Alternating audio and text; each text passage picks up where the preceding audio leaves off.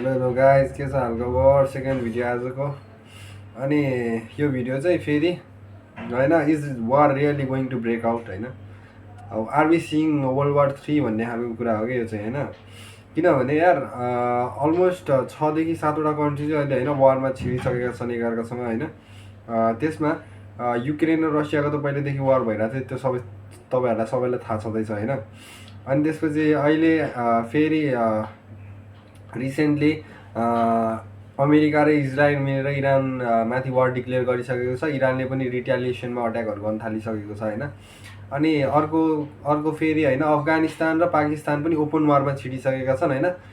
मैले पाएको रिपोर्ट हुन्छ नि त, न्युज अनुसारले अलमोस्ट पाकिस्तानमा 21जनाको मृत्यु भएको छ, जुन अट्याक चाहिँ अफगानिस्तानबाट भएको थियो होइन।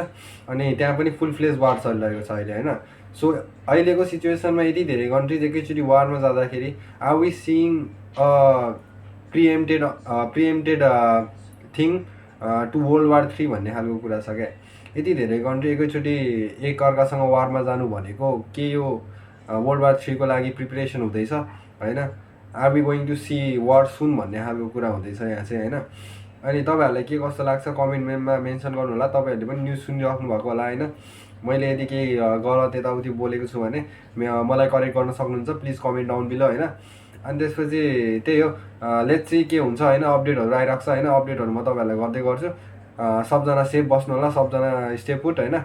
अब कहाँ के हुँदैछ बाँकी भिडियोज भोलि नि आइहाल्छ होइन। अफकोर्स म भोलि एउटा भिडियो हालिहाल्छु।